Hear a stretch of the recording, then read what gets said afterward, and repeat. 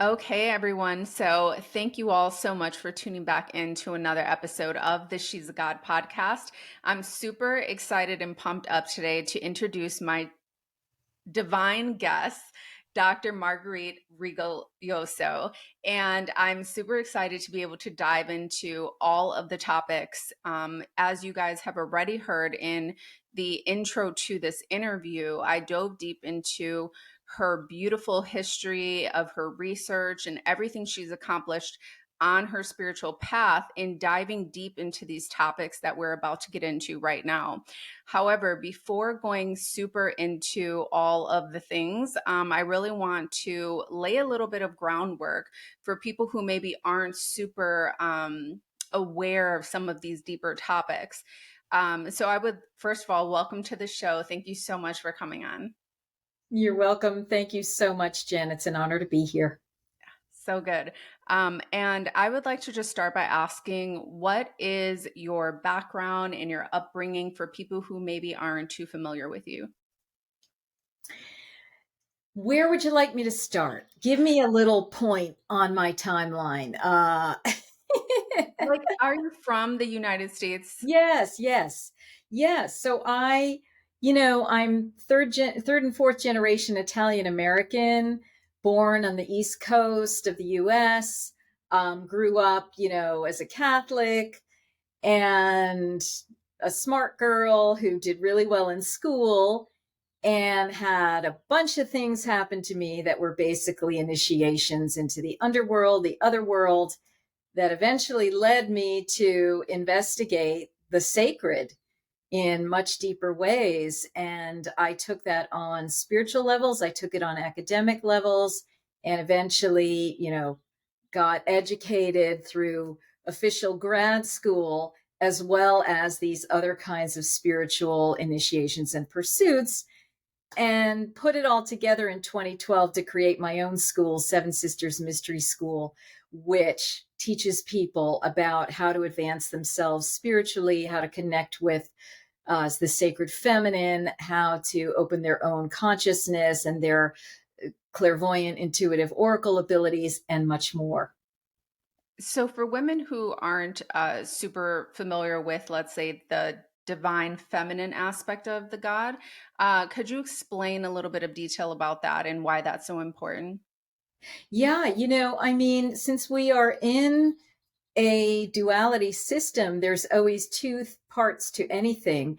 And masculine feminine is a very big part of our dualistic world. And they are two parts of a whole, really. Ultimately, they're all together.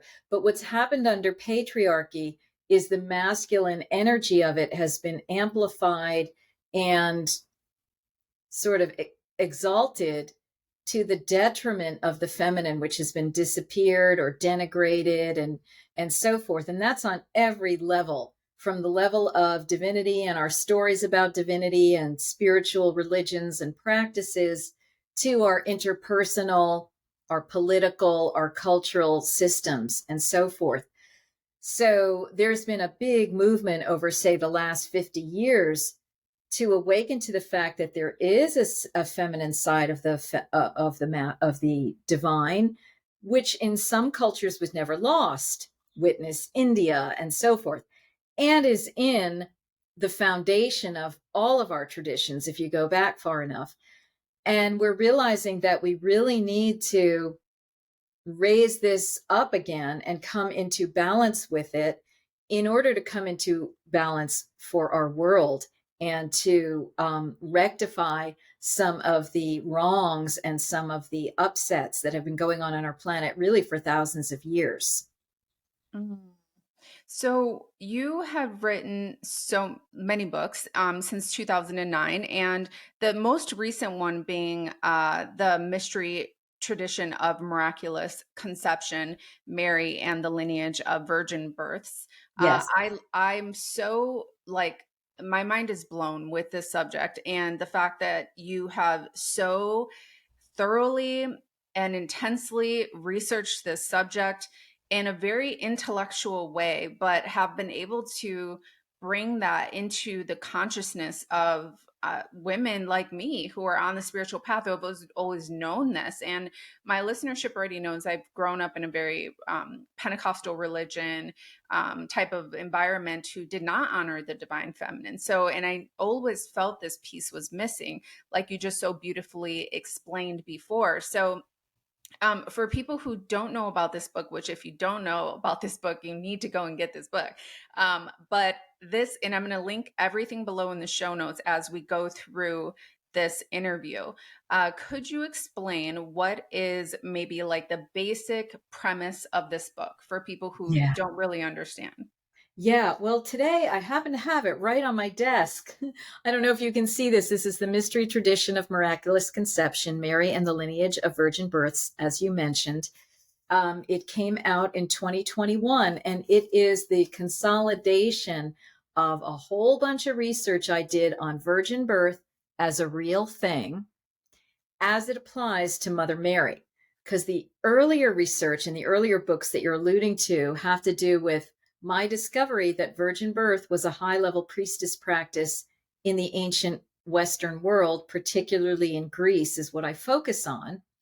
And that Mary is part of a much larger global tradition of virgin birth, whose purpose was for women to bring in high level holy beings, avatars, if you will, through their bodies to help humanity advance and come out of the pit that we've sort of fallen into over thousands of years. So, this book takes a lot of the research that I did of evidence as to where you find divine birth in ancient Greece and how you know that it was something real, and it applies it to Mother Mary. And the primary text that I use in that regard is the suppressed, non canonical gospel known as the Infancy Gospel of James, where we hear about Mother Mary as being born in virgin fashion of her mother, and then how Mother Mary grew up, was educated as a virgin birth priestess, and gave birth to Jesus in that way.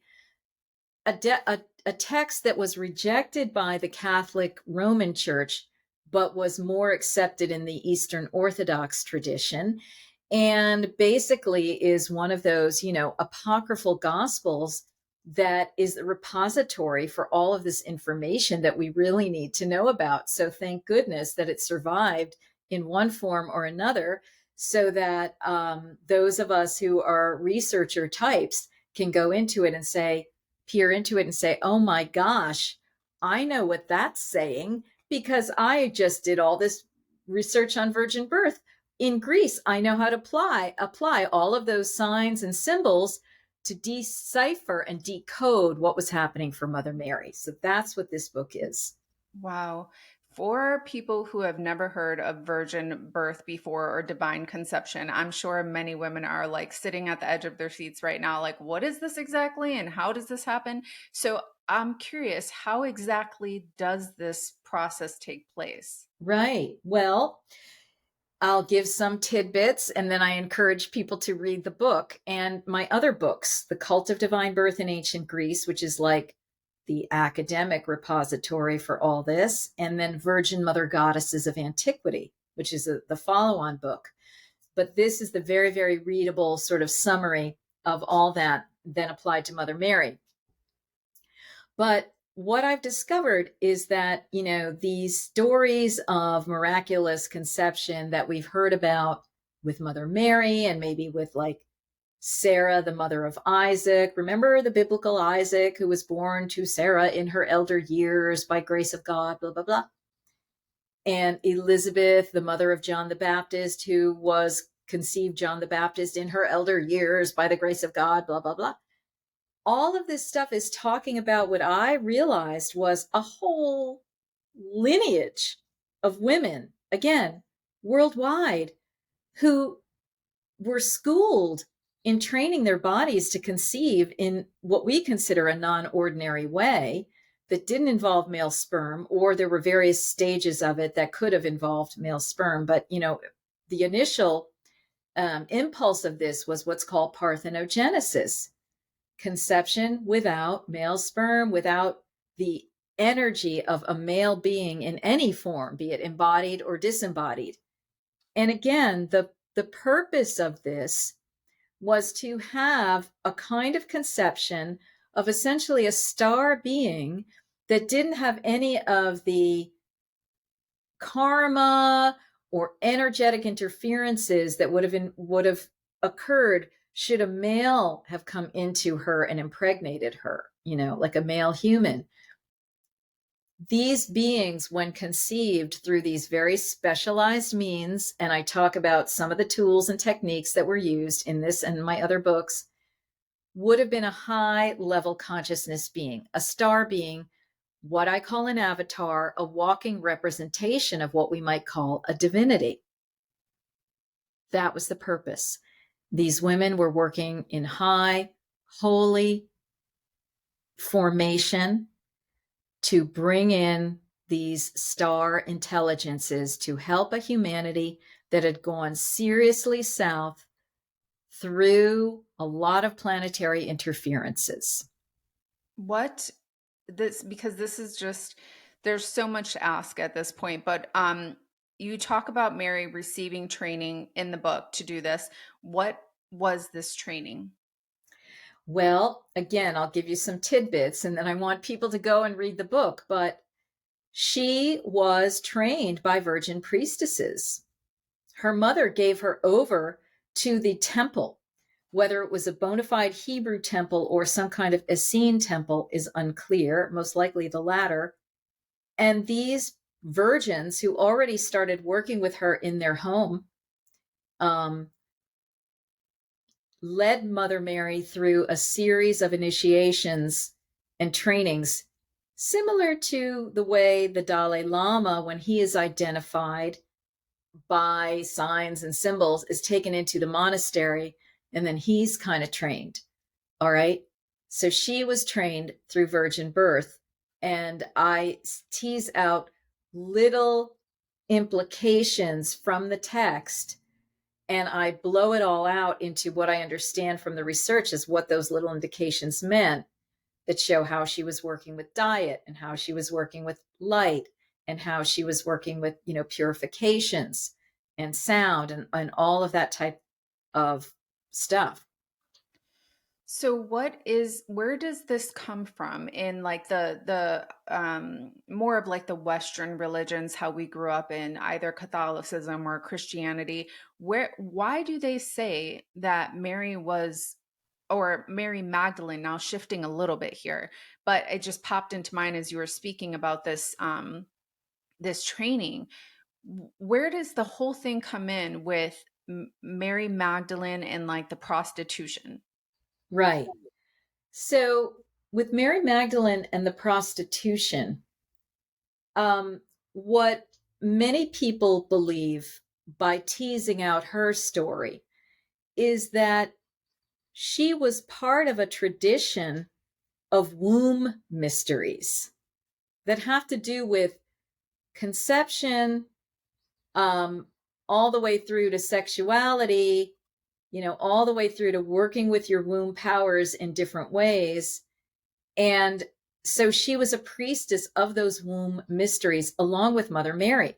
They were priestesses of the womb and of the heart and of the third eye. They were prophets, they were love priestesses, and they were sacred conception priestesses. Mother Mary's conception practice was more parthenogenesis, virgin birth.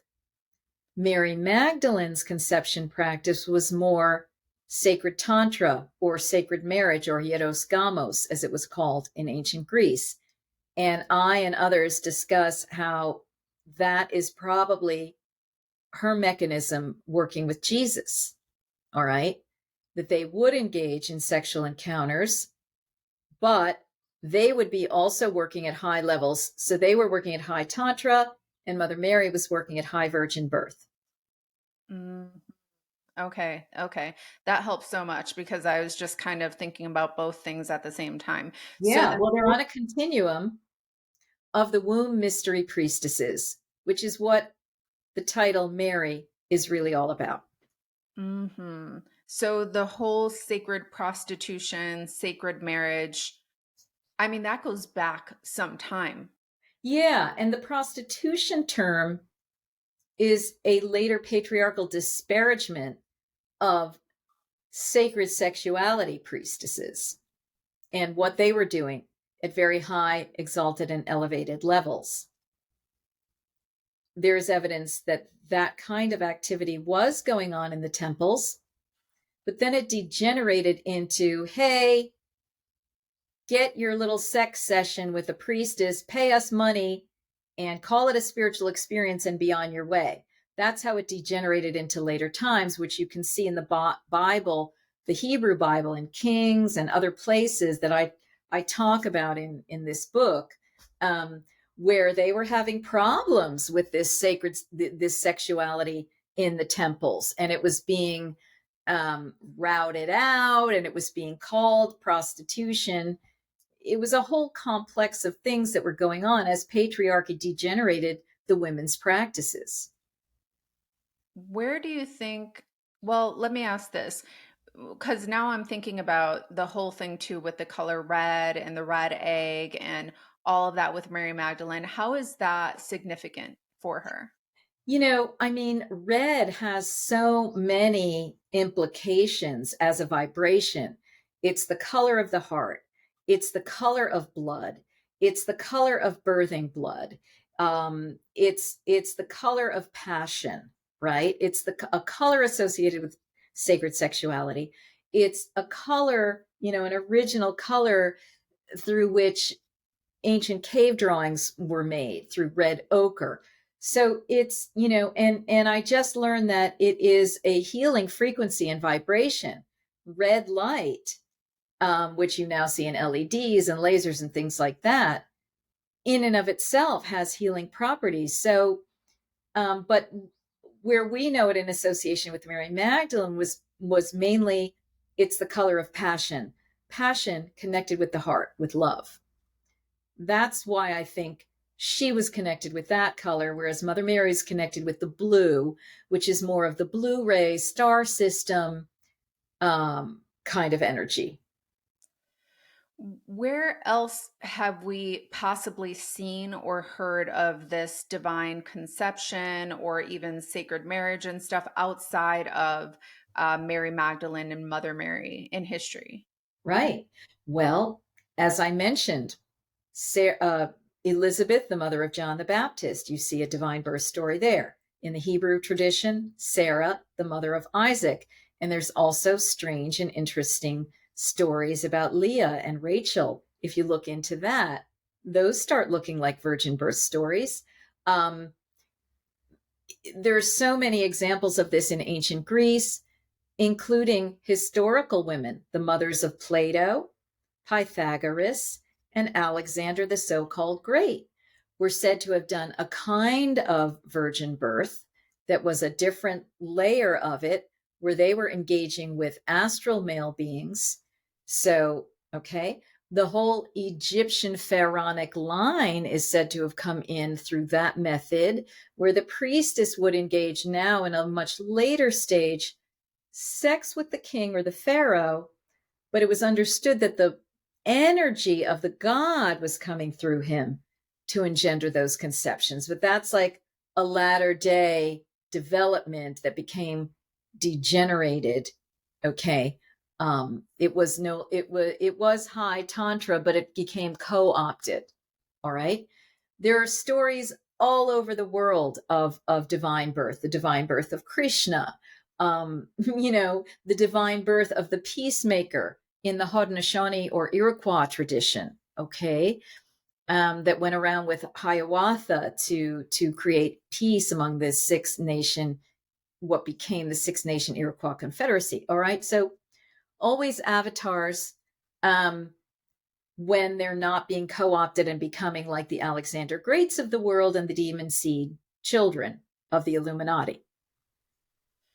When when did all of this start to go to shit, basically? Like, Well, at I what think point? in the Atlantean insertion, okay, which the latter day part of was ancient Egypt, where the pharaohs are now claiming and controlling the priestesses, calling them wives, engendering the conceptions through these women. And it's, this is related to what we're calling forced breeding programs that go beyond even the elites and are on and off planet, that people like oracles like Lisa Renee and Indigo Angel are talking about now, forced breeding programs, which you can see pedestrian versions of this in various things that have happened in Ireland, in Africa, where women get used for breeding, different types of lineages and so forth and so on. So but I think the Atlantean kind of degeneration and fall is where all of this went down. And so where do you want to pin that? 10,000 BCE, earlier, 22,000 BCE, to these, there are histories that have been suppressed, that a lot of the whistleblowers and the oracles are starting to reveal now, that people would do well to start paying attention to and investigating, because this is not the stuff you learn in the academic system. These are other histories that we need to start uncovering and learning about so that we can figure out the answer to questions like this. Why do you think that they've tried to keep this from us all this Because they time? want a slave race, the beings that are controlling our energy, our reproduction. They want a slave race. They want a race that is able to be abducted and hybrided. There's the on-planet and off-planet hybriding programs that have been going on. So they don't want us to know. They don't want us to be in control. They certainly don't want women to say no. Mm-hmm. So they just keep women in the dark about what their wombs are even capable of.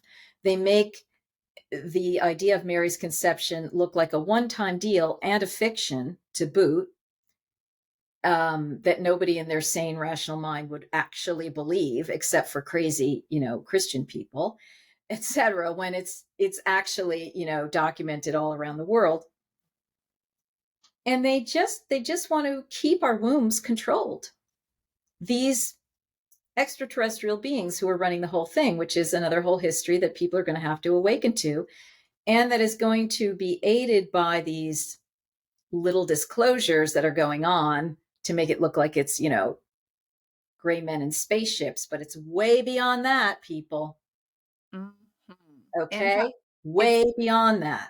way beyond. And I'm so glad you mentioned that just now, because it's like all over. It's like what everyone's talking about and kind Yeah. of what everyone's awareness is sort of shifting to, Yeah. ironically enough. Yeah, that's right. And, beware of the controlled narratives and shenanigans that are going to go along with that information. It's going to become an infomercial instead of information, to largely engender fear, largely, once again, put control in the power elites who are like, well, you're going to need our protection now. No, we don't. We just need to get into contact with our star nations, our star families. We need to get in contact with our wombs. We need to start saying no to all of these agreements and treaties and abduction things that have been going on. And, it's like, if you want our DNA, we need to be at the table discussing it. Yes. And that just brings up so much more too, which I want to talk more about. But before I forget this question, I want to kind of shift back a little bit to Mother Mary, because I really wanted to ask more about her in terms of like the birth of Jesus, and then also like who was Joseph then in the Bible, That's right. and why is this narrative so entirely spun at this point? It's spun. It was hijacked and it was spun, and Mother Mary's image was completely taken over and put over here in a little box. And my next book coming out, which is going to be completely on the ministry of Mother Mary, who she really was, is also going to blow the lid off things. Okay. This book, The Mystery Tradition of Miraculous Conception, is stage 1 in learning about Mother Mary, Mary as a virgin birth priestess. That book is learning about Mother Mary as a spiritual mentor and a healer and a guide for what is already within us. How her story has been co-opted, though, is that, she happened to be walking along one day and God said, I'm going to impregnate you. And she's like, let it be done according to thy will, blah, blah, blah. Ridiculous. No, she was part of a lineage of these women who knew exactly what they were doing. Okay. Working in 7th, 8th, 9th dimensions. Then what it gets spun into is, okay, it's a one little shot deal to bring in Jesus because they decided, hey, let's get this idea of this avatar coming in, but let's control the planet with it. Okay. It's so powerful. They go to things that have power and then they're like, let's spin it, invert it, and control the masses with it. So let's reverse this story and make it look like this, that, and the other thing so that we can get all these people addicted to the power structure that grew up and was established around this whole story that shall remain unnamed, but people can guess what it is. And so the Joseph thing came in to kind of give Jesus a father. All right. And he had nothing to do with it. The guy, according to my research and what I show in there, and I document in parallel stories everywhere, was a guardian for Mother Mary. These men were guardians. Joseph with Mother Mary, Joachim with Mother Mary's mother, Anne, Zechariah with Mother Mary's aunt, Elizabeth. Okay. And Abraham with Sarah. It's always ambiguous. These are not husbands per se. They are guardian protectors of the sacred womb. So that's what Joseph's role was. And I go into an extensive discussion of that in this book, The Mystery Tradition of Miraculous Conception, which is very instructive for people to read because it really puts the power firmly again back with the women, which is where it belongs. Mother Mary was the highest level avatar that ever walked the planet, according to the Hindu saint Sri Kaleshwar. And I believe him. He was teaching about the Holy Womb Chakra teachings that he derived from the ancient palm leaf manuscripts of India and has taught that to people before he left the planet in 2012. And I am certified in those teachings. He says this was Mother Mary's part of her work, part of Mary Magdalene's work, part of Jesus' work. They were working with these mantras. They were working with these yantras. There was this cross-cultural exchange into India and beyond, which is also documented in other places about Jesus' activation in India and so forth. So that's a little bit about, how the men do and don't enter into this story. So what do you think then, as far as Mother Mary and Mary Magdalene go, how do you feel their relationship was? Is there any Yeah. history So or I talk about that a lot in my next book, which I have titled The Secret Life of Mother Mary. I'm waiting to see if Inner Traditions still retains that or if they come up with something better. But I talk a lot about that in that book, which is coming out in 2024. Mother Mary was the head of the early Essene Church, period. The whole Christed enterprise was her doing. Mary Magdalene then came into it. She was also a priestess in her own right, but she had a lot to learn from Mother Mary, who was her mentor, and Jesus, who was also her mentor. Not that they didn't have anything to learn from Mary Magdalene, but this is now putting Mother Mary as the big cloak of the whole thing, right? They were collaborators. They walked with Jesus. I talk about all of that and how Mother Mary helped Magdalene go out and develop her ministry. and eventually how Mary Magdalene was very much involved with her own ascension, which is what many of us are involved in today, or what I call inscension, because it's an inside job. We're going ever inward. So that's just a little taster of what that relationship was like. And I encourage people to check out my book in 2024 about that and read more into it, because it's thrilling, because it also has to do with sisterhood of women, women of power cooperatively working together, using the higher level principles to overcome the duality arguments and competitions that can come in and besiege spiritual collaborators and communities at every turn. That just gave me like a full body shiver because it's really so true. And that's why I'm so glad that so many women are coming together in sacred sisterhood. Yeah. I just think it's so imperative during this time on the planet. And I love Yeah. that you just referenced that. Do you feel that that was part of Mary Magdalene's like imprint on the earth, this sort of sacred sisterhood consciousness? Yes, it was Mother Mary's imprint. It was her imprint. It was Mother Mary's sister's imprint. There's a sister that Mother Mary had who was also named Mary. Okay. Uh-huh. Read the mystery tradition of miraculous conception. It's already in there. And I'm going to work on that more deeply in The Secret Life of Mother Mary. Wow. Yes, this is Wow. all about how we have to work in cooperation.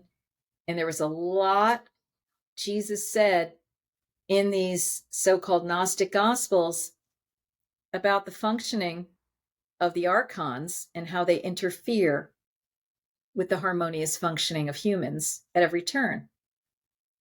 So they were already, this is why they came to the earth, Mm. you know? They knew all about this and all the problems that we're having today that are coming out in the disclosure movement.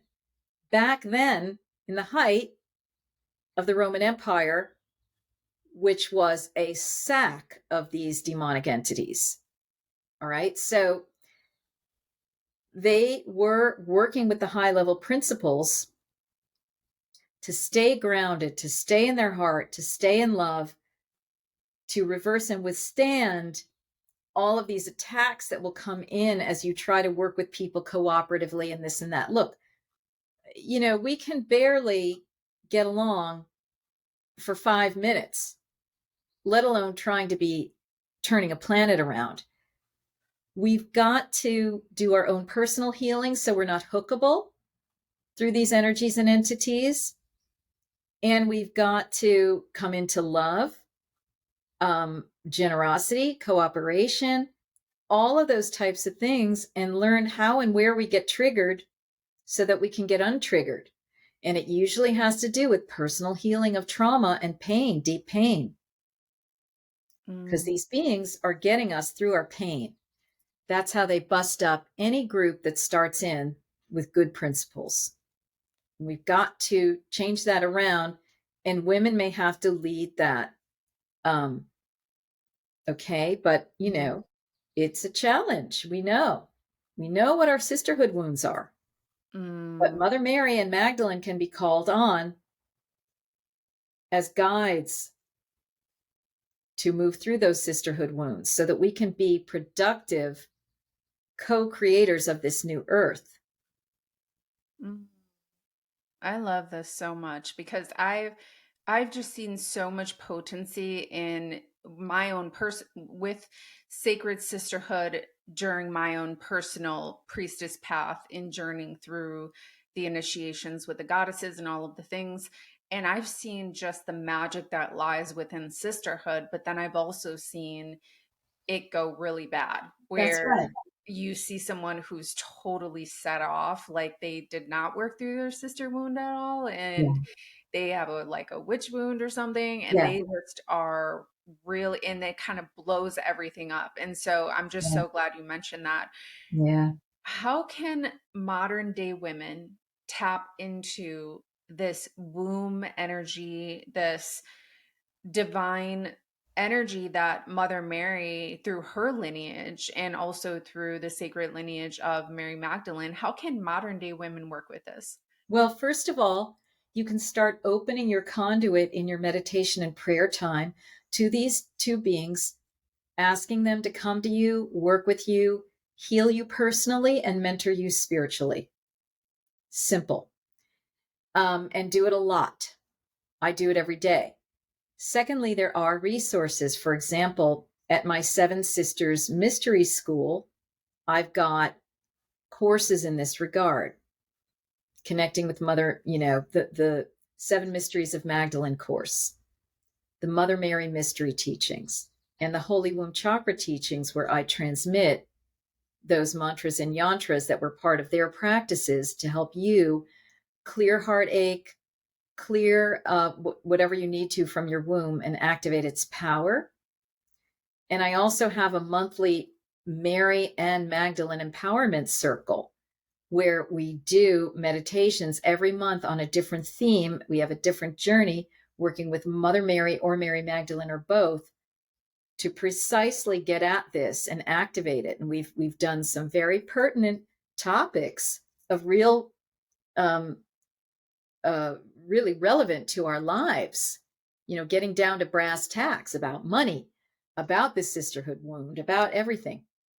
So that's what I personally can offer people, and there will be more of this being developed as we come into this new evolutionary awareness and understanding, appreciation, embrace, and invitation with Mother Mary and Mary Magdalene. Just more as a general question, what do you hope for the collective, especially after like everything that's happened in 2020 and everything moving forward? Like, what are your hopes and what do you see? Yeah, my hopes are that we all connect with the Christ Sophia light within that is our birthright and who we are at core.